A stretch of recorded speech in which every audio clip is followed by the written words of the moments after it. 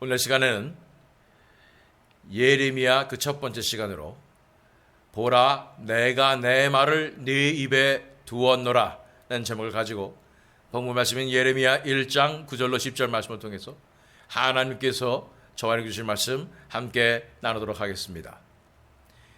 오늘부터 토요 새벽 기도 때는 우리가 예레미야서를 묵상하게 됩니다. 예레미야는 선지자로서 이스라엘의 마지막 세대, 그 세대의 선지자로 부르심을 받아서 정말 하나님의 심판이 다가올 그때에 하나님의 심판에 대해서 선포를 하며 또 이스라엘 백성들을 이끌었던 그런 선지자였음을 우리가 알고 있는 것입니다. 남유다의 하나님의 심판이 임했을 때 예레미야가 이 사역을 감당했습니다. 우리가 살고 있는 이 세대도 마지막 세대인 것을 우리는 너무나 잘 알고 있습니다. 이 마지막 세대에 하나님의 심판이 임하시겠습니까? 하나님의 심판이 임한다고 성경은 이야기하고 있는 것입니다.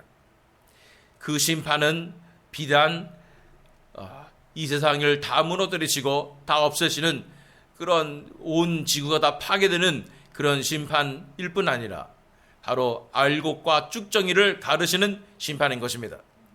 그래서 크리스찬들, 박해받는 크리스찬들, 고통받는 크리스찬들을 살리시고 또 믿지 않는 자들과 예수 그리스도 이름을 대적하는 자들을 심판하시는 것이 이 마지막 때의 심판인 줄 믿습니다. 이 시대에, 이 마지막 시대에 우리는 성도로서 부르심을 받았습니다. 우리가 진정한 성도로서 마지막 시대에 살아간다는 것은 결코 쉬운 일은 아닙니다. 왜냐하면 세상의 조류는 정반대이기 때문입니다. 우리를 타락하게 만들고 우리를 세상에 빠져들게 만드는 것이 이 세상의 조류인 것입니다. 그런데 이것을 거슬러서 연어처럼 거슬러서 하나님의 나라를 향하여 달려가는 것은 결코 쉽지가 않은 것입니다. 이 세대에 하나님께서 우리를 성도들로 불러주셨을 때 우리는 이 마지막 세대에 타락한 이 세대, 심판을 앞두고 있는 이 세대에 어떻게 살아가야 할 것인가가 바로 예레미야서를 통해서 하나님께서 우리에게 주시는 말씀이요 질문인 것을 알 수가 있는 것입니다. 우리는 이 마지막 세대에 어떠한 사명을 감당해야 하겠습니까? 이 세대를, 이 마지막 세대를 살아가는 크리스찬으로서 우리는 어떠한 삶을 살아야 하겠습니까? 한 가지는 확실합니다. 이 세상에 흘러가는 이 세상의 흐름대로 따라갈 수는 없습니다. 또 다른 한 가지는 이 세상이 그렇게 흘러가는 이 교회들마저 타락하고 타협하는 이 세대 가운데 그냥 눈 감아 볼 수는 없는 것입니다. 무엇인가를 우리는 이 시대의 사명자로서 반드시 행해야 하는 것입니다. 그렇다고 우리가 이 세상의 정치적인 세력 또 이런 인간적인 그런 방법으로 우리가 이 세상을 대항할 수는 없는 것입니다. 하나님의 교회는 하나님의 교회답게 이 마지막 시대에 사명자로서 그 사명을 감당해야 하는 것입니다. 이 세상의 세력에 정치적으로 또 물리적으로 대항하려고 하는 움직임들이 있는 것을 보게 됩니다. 그러나 그것은 하나님 나라의 방법이 아닙니다. 그것은 교회의 방법이 아니라는 사실을 알아야 합니다. 인간의 힘으로 아무리 우리가 수적으로 우위를 가지고 정치적으로 싸우면 뭐합니까? 그것은 인간적인 방법에 불과한 것입니다. 인간들이 뭘 하려고 하기 때문에 이 세상이 문제되는 거 아니겠습니까? 그런데 우리가 어떻게 인간의 힘을 의지하여 정치적으로 물리적으로 이 문제를 해결하려고 하겠습니까?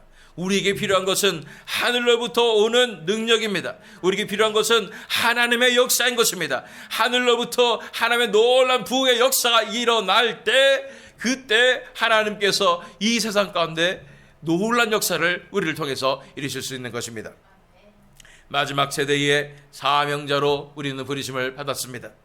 그리고 우리 교회도 이 마지막 세대의 사명자로 부르심을 받은 줄 믿습니다.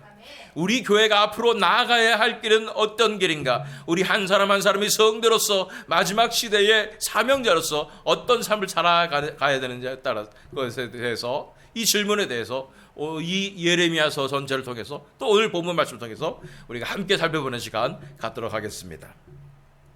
우리 예레미야서 어떻게 시작하고 있습니까? 1장 1절로 3절 말씀 읽겠습니다. 베냐민 땅 아나돗의 제사장들 중 hil기야의 아들 예레미야의 말이라. 아몬의 아들 유다 왕 요시야가 다스린 지 13년에 여호와의 말씀이 예레미야에게 임하였고, 요시야의 아들 유다의 왕 요야김 시대 때부터 요시야의 아들 유다의 왕 시드기야의 11년 말까지 곧 5월에 예루살렘이 사로잡혀 가기까지 임하니라. 한마디로 말해서 유다 왕 요시야의 13년부터 이제 마지막 때까지 예루살렘이 사로잡혀 가기까지 하나님의 말씀이 예레미야에게 임하였다라고 말하고 있는 것입니다. 이래서 예레미야는 유다의 마지막 40년 동안 그렇게 사명을 감당했던 선지자였던 것입니다. 그리고 제사장 출신이라고 했죠. 4절 5절 말씀, 여호와의 말씀이 내게 임하니라. 이르시되 내가 너를 모태에 짓기 전에 너를 알았고, 네가 배에서 나오기 전에 너를 성별하였고, 너를 여러 나라의 선지자로 세웠노라 하시기로. 그러면서 이 예레미야를 특별하게 하나님께서 선택해 주셨다고 이야기하는 것입니다. 그런데 언제부터? 모태에 짓기 전에 너를 알았고, 네가 배에서 나오기 전에 너를 성별하였고, 너를 여러 나라의 선지자로 세웠노라 말씀하시는 것입니다. 그가 뭐가 되었기 때문에, 좋은 인생을 살았기 때문에, 그가 퀄리티가 좋았기 때문에 하나님께서 선택하신 것이 아니라는 것입니다. 태어나기 전부터 하나님의 강권적인 은혜로 그를 선택하였다는 것입니다. 이것이 바로 하나님의 택정하심의 은혜요, 선택하심의 은혜인 것입니다. 우리도 하나님께서 이렇게 선택해 주셨을까요? 모태에서 짓기 전부터 하나님께서 우리를 아셨고 또한 택하여 주셨을까요?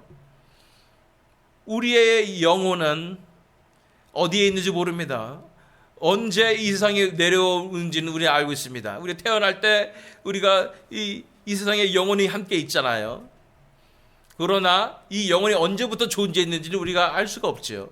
하나님께서 언제 우리 영혼을 창조하셨는지 모르는 것입니다. 그렇기 때문에 사람이 태어나면서부터 존재한다고 생각하는 것은 오산입니다. 그 이전부터 하나님께서 우리를 알고 계신다는 거예요. 우리 영혼에 대해서 알고 계시고, 그 어떤 이 몸을 입고 어떤 부모 밑에서 태어날까, 이 영혼을 어디다 보낼까 하면서 하나님께서 택하셔서 우리를 이 땅에 보내주신 것을 알 수가 있는 것입니다. 그런 면에 봤을 때 하나님께서 우리를 택해 주셨다는 것은 정말 놀라운 은혜입니다. 이 마지막 세대의 타락한 세대 가운데 많은 사람들이 다 지옥으로 끌려가는 그 상황 가운데 하나님께서 우리를 미리 택해 주시고, 하나님께서 우리를 특별하게 은혜를 베풀어 주셔서 이렇게 이곳에 나와서 예배드리게 하시고 하나님의 자녀로서 살아가게 해 주시는 것입니다. 이 시대의 사명자로 저와 여러분들을 부르신 것을 믿으십니까? 하나님께서 이 시대에 우리를 부르셨다는 것은 우리가 반드시 할 일이 있다는 것입니다. 반드시 목적이 있다는 것입니다. 하나님께서 우리를 통해서 무엇을 하고 싶으신 것입니다. 그냥 우리가 우연히 여기 나와 있는 것이 절대 아니라는 것입니다. 우리가 스스로가 믿음이 좋아서, 또는 우리가 열심히 잘 살아서 착한 삶을 살아서가 절대 아닙니다. 하나님께서 특별히 모태 이전부터 우리를 택하여 주셔서 이 땅의 사명자로 이 땅에 심어 놓으신 것입니다. 우리가 해야 할 일이 있는 것입니다. 우리가 이 땅에 내려온 것입니다. 이 땅에 내려와서 이 땅에 있는 수많은 백성들을 예수 그리스도로 이끄는 그러한 놀라운 사명자로 부르심을 믿습니다. 6절 7절 말씀 읽어볼까요? 내가 이르되 술부도소이다 주 여호와여 보소서 나는 아이라 말할 줄을 알지 못하나이다 하니, 여호와께서 네게 이르시되 너는 아이라 말하지 말고 내가 너를 누구에게 보내든지 너는 가며 내가 너에게 무엇을 명령하든지 너는 말할지니라. 예레미야는 그런데 그것을 믿을 수가 없는 거예요. 나를 모태 이전부터 택하셨다고요? 그리고 나를 하나님께서 들어쓰실 거라고요? 내가 사명자라고요? 저를 보세요. 저는 나이도 어리고 아이라 말도 못하는 사람입니다. 저는 자격이 없는 사람입니다. 겸손한 것 같지만 겸손한 것이 아니라 자기 자신의 모습을 바라보며 하나님의 그 택하심의 역사를 부정하는, 사실은 엄청난 큰 죄인 것이죠. 모세도 처음에 하나님께서 부르셨을 때 입이 뻣뻣해서 나는 할 수 없다고 얘기하는 것입니다. 우리 자신의 모습을 보면 우리는 한없이 부족합니다. 우리의 모습을 보면 세상에 뛰어난 사람 많은데 왜 우리한테 그러시는 거야, 하나님? 저기 보니까 말 잘하는 사람도 있고, 저기 보니까 더 능력 있는 사람도 있고, 돈 많은 사람도 있는데 왜 하필이면 우리 같은 사람을 택하시고 우리 같은 사람을 들어쓰시려고 하십니까? 하나님은 반드시 이렇게 가장 연약한 자들을 들어쓰시는 줄 믿습니다. 이게 좋은 말씀인지 나쁜 말씀인지 모르겠는데 여러분들을 하나님께 택하셨다는 것은 여러분들이 약하다는 것입니다. 세상에서 가장 연약하다는 것입니다. 이게 좋은 것일까요? 나쁜 것일까요? 가장 좋은 것입니다. 왜냐하면 하나님의 마음은 온통 가장 연약한 자에게 쏠려있기 때문인 것입니다.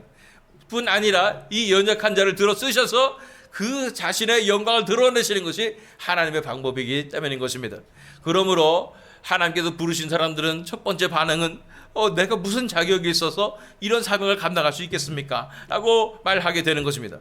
그러나 우리 명심해야 됩니다. 우리 자신을 바라보면 안 되는 것입니다. 우리 자신의 연약함을 바라봐서는 안 되는 것입니다.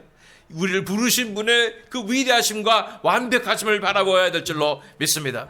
하나님께서 말씀하십니다. 여호와께서 내게 이르시되 너는 아이라 말하지 말고 내가 너를 누구에게 보내든지 너는 감히요 내가 네게 무엇을 명령하든지 너는 말할지니라.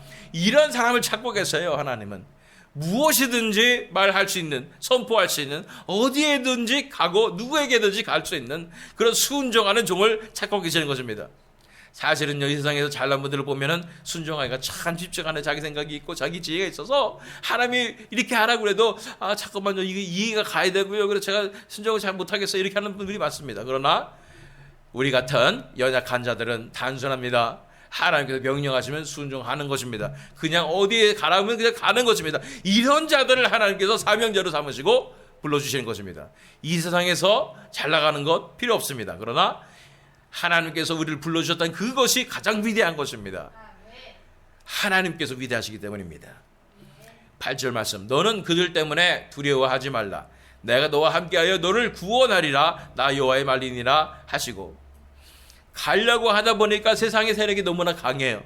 기득권자들이 너무 강하고 종교 지도자들이 너무 강한데 딱 보니까 하나님이 이 심판의 메시지를 선포하실 것 같은데 가면 나는 엄청 욕먹고 내가 엄청 매맞고 핍박당할 것 같은 거예요. 그러니까 두려운 거죠. 그러니까 말이 나오는 것이 저는 아이라 어떻게 할 줄 모른다고 하나님 저를 써주지 마세요, 이렇게 얘기하는 것입니다. 그런데 하나님께서 말씀하십니다. 너는 그들 때문에 두려워하지 말라. 내가 너와 함께하여 너를 구원하리라. 나 여호와의 말이니라 하시고. 이 세대에 하나님께서 우리를 사명자라 불러주셨을 때 하나님께서 말씀해 주십니다. 두려워하지 말아라. 내가 너와 함께하여 너를 구원하리라. 내가 너와 함께한다는 사실 기억하여라. 너는 사명자인데 네가 앞에 나서는 것 같지만 네가 아니다. 나의 대사로서 너는 말씀을 선포하는 것뿐이다. 내가 책임지고 내가 너를 보호하리라 말씀하시는 것입니다. 이런 사명자로 우리를 부르신 걸 믿으십니까? 그래서 본문 말씀 9절 10절 말씀 읽겠습니다. 여호와께서 그의 손을 내밀어 내 입에 대시며 여호와께서 내게 이르시되 보라 내가 내 말을 네 입에 두었노라.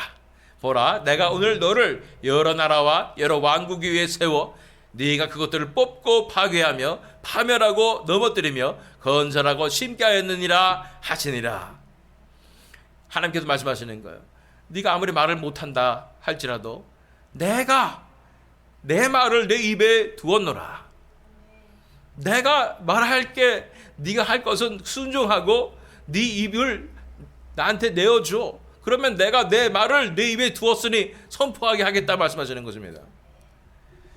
우리가 방언이라는 거 이런 것도 알고 있잖아요. 초대교회 때도 방언했는데 외국어를 막 얘기하는 그런 역사가 일어났습니다. 이것이 바로 이런 사건입니다. 하나님께서 직접 말씀하시는 거예요. 그런 역사가 일어날 때, 성령의 놀라운 역사가 일어날 때 정말 우리가 아무리 말을 못하는 사람들일지라도 하나님의 말씀을 선포할 수 있게 되는 것입니다. 어제 제가 최하숙 권사님과 시간을 좀 보냈습니다. 좀 도와드릴 일이 있어서. 그러면서 최 권사님의 간증을 들은 것이 있는데 그 중에 하나가 재미있는 것이 정말 뜨겁게 기도하고 몇 시간씩 그렇게 간절히 하며 매달리는 그런 기도의 삶을 사셨는데 어느 날 중국집에 가가지고 음식을 시키는데 중국말이 갑자기 나오셨다는 거예요. 중국말 배워본 적도 없는데 중국말이만 나오셨다는 거예요. 그러면서 정말 이런 성경시대에 방언이 가능하구나, 이것을 깨달으셨다고 하신 거 보고 재밌었습니다. 하나님께서 심지어는 외국어도 그냥 우리 입술에 넣어주시는데 왜 우리가 걱정합니까? 하나님께서 들어 쓰시겠다면 우리 입술도 들어 써주시는 줄 믿습니다. 저야말로 정말 하나님께서 제 입술을 주관하시는 그런 훈련을 받은 사람입니다. 저는 제가 제 말빨로서 뭘 해보려고 했던 것 같아요. 말도 잘 못하면서. 그러나 저보다 말 잘하는 사람은 엄청나게 많습니다. 정말 말도 잘하고 정말 조리 있게 잘하는 사람 너무나 많아요. 근데 하나님께서는 이제 하나님의 말씀만 온전히 100% 순도 있게 선포하는 그 훈련을 하시는 것입니다. 어느 한 날을 기억합니다. 제가 인도 선교 갔을 때인데, 그날도 이제 하나님께서 주신 말씀을 선포하려고 나왔는데 갑자기 머리가 하얘지면서 아무런 생각이 안 나는 거예요. 설교 중간에 그런 일이 발생하는 건데 깜짝 놀랐습니다. 제가 말이 안 나와요. 그리고 무슨 말을 한지도 모르겠어요. 그래서 그냥 계속해서 반복해가지고 전에 했던 얘기만 계속 하는 거예요. 제가 봐도 정말 바보 같은 설교고, 정말 이런 정말 큰일 났다, 어떻게 되나, 나는 이제 설교자로서 인생이 끝났는가, 이런 생각을 했습니다. 그것을 통해서 하나님께서 알려주시는 거죠. 내가 말할 수 있는 것, 내 뇌가 이렇게 작동하는 것도 다 하나님의 은혜고 하나님께서 역사하신 것이라는 것을 깨닫게 해주시는 것입니다.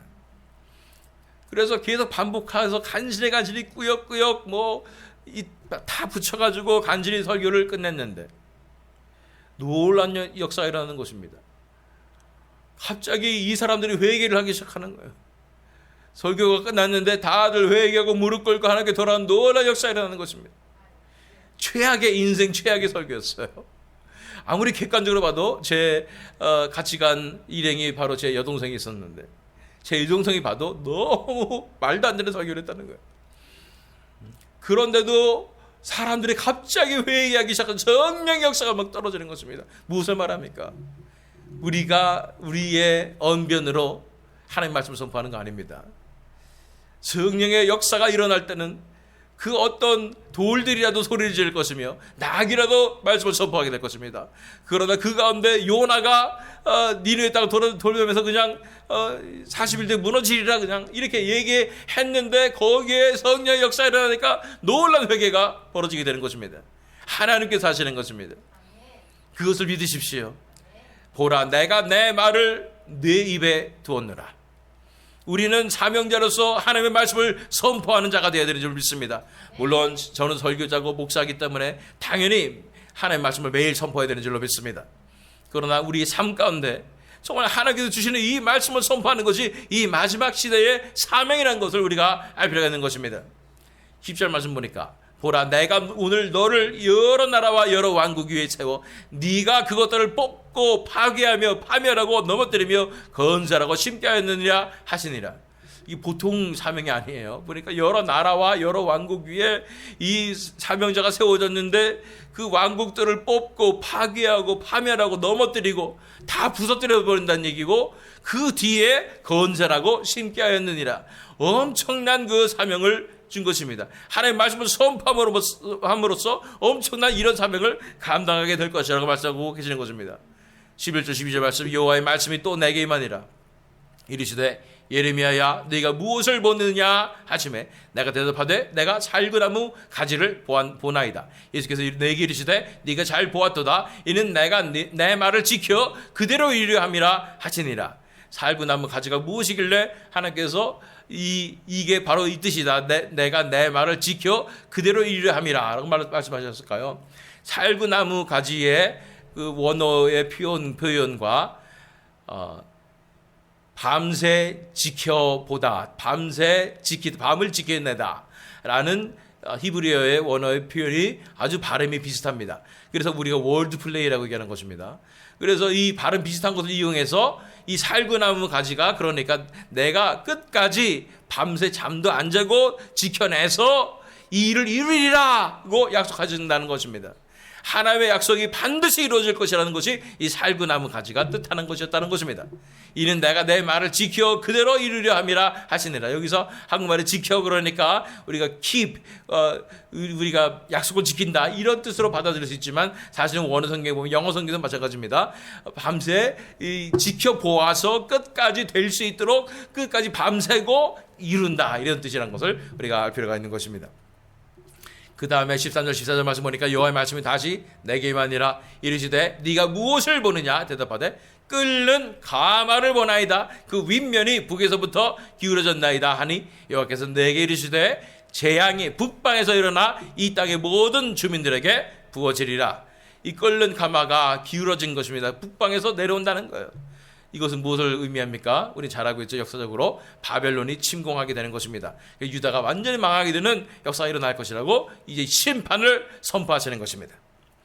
15절 16절 말씀 내가 북방 왕국들의 모든 족속들을 부를 것인즉 그들이 와서 예루살렘 성문 어귀에 각기 자리를 정하고 그 사방 모든 성벽과 유다 모든 성읍들을 치리라. 여호와의 말이니라. 무리가 나를 버리고 다른 신들에게 분향하며 자기 손으로 만든 것들에 절하였은즉 내가 나의 심판을 그들에게 선고하여 그들의 모든 죄악을 징계하리라. 한마디로 우상 숭배를 하였고 하나님께 신실하지 못했던 이 유다 백성들, 이들을 북방의 백성들, 북방의 족속들을 불러서 한마디로 바벨론을 불러서 다 벌하게 될 것이다.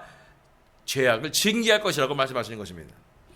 17절로 19절 말씀. 그러므로 너는 네 허리를 동이고 일어나 내가 네게 명령한 바를 다 그들에게 말하라. 그들 때문에 두려워하지 말라. 네가 그들 앞에서 두려움을 당하지 않게 하리라. 보라, 내가 오늘 너를 그 온 땅과 유다 왕들과 그 지도자들과 그 제사장들과 그 땅 백성 앞에 견고한 성읍 쇠기둥 노선벽이 되게 하였은즉 그들이 너를 치나 너를 이기지 못하리니 이는 내가 너와 함께하여 너를 구원할 것임이니라. 여호와의 말이니라.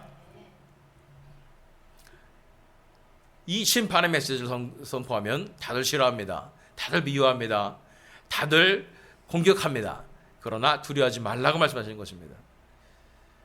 내가 너를 견고한 성읍 쇠기둥 노성벽이 되게 하리라. 하나님의 사람들의 특징이 이것입니다.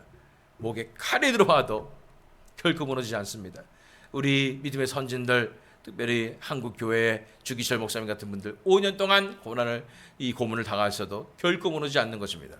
이 신앙의 절개를 지켜내는 것입니다. 그것이 한국인의 피에 섞여 있는 이 절개를 지키는 이런 하나님께서 주신 선물입니다.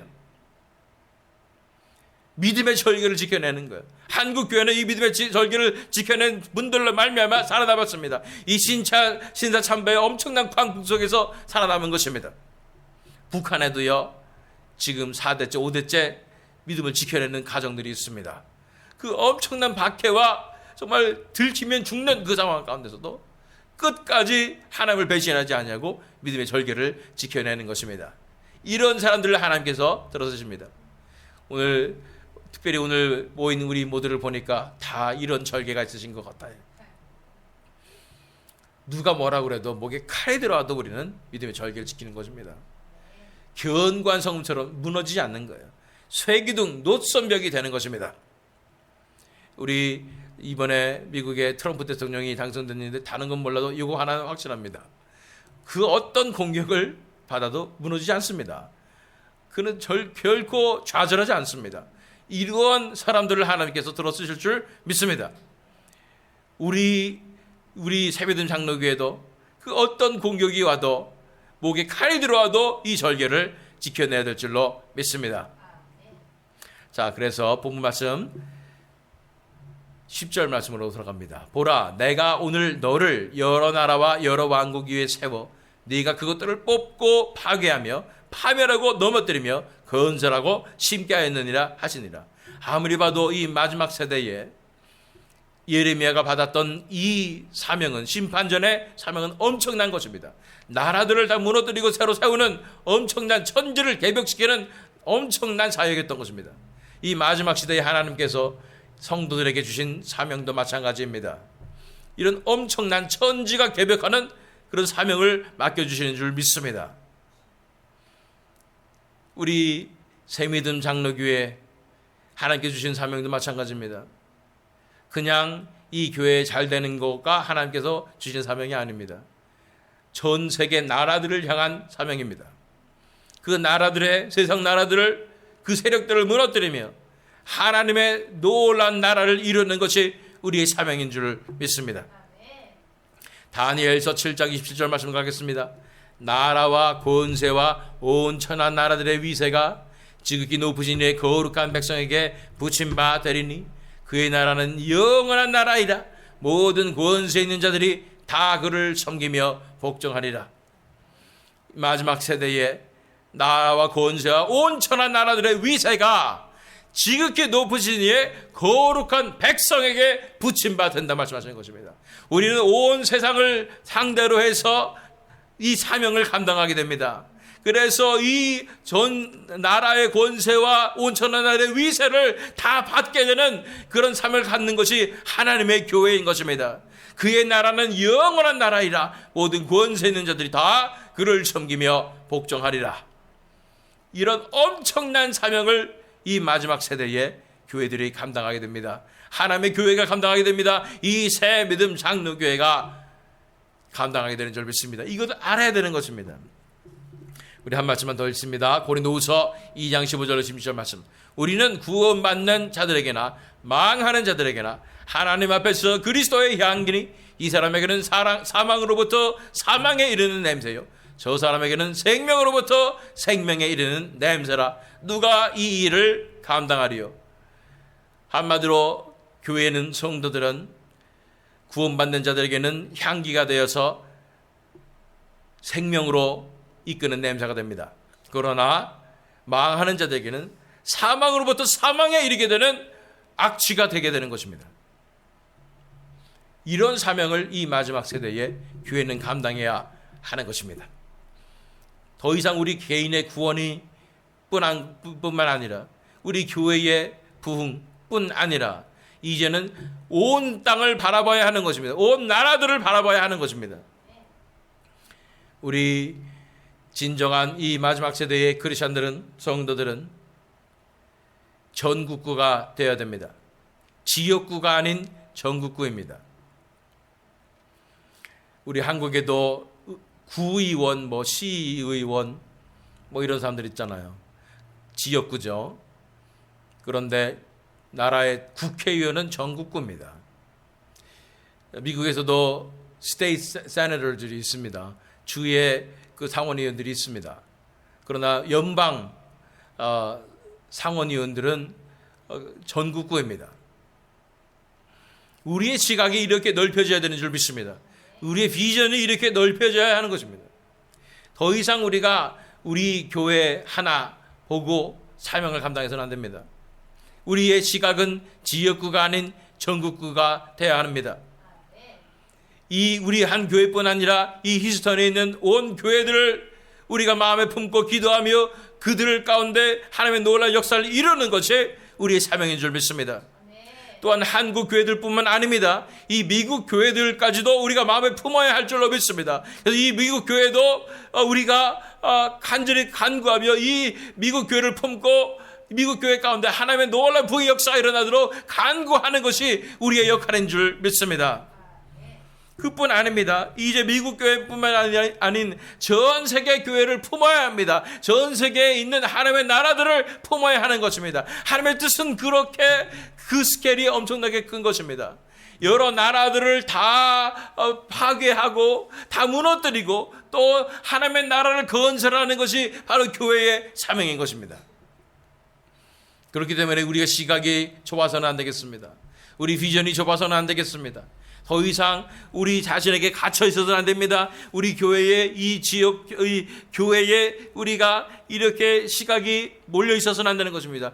더 눈을 들어서 우리는 눈을 들어서 멀리 바라봐야 합니다. 전 세계를 품는 교회가 되어야 되는 것입니다. 전 세계를 품는 그 비전을 가져야 하는 줄 믿습니다. 이 시대에 우리가 맡은 사명은 바로 전국구의 세계적인 사명인 줄 믿습니다.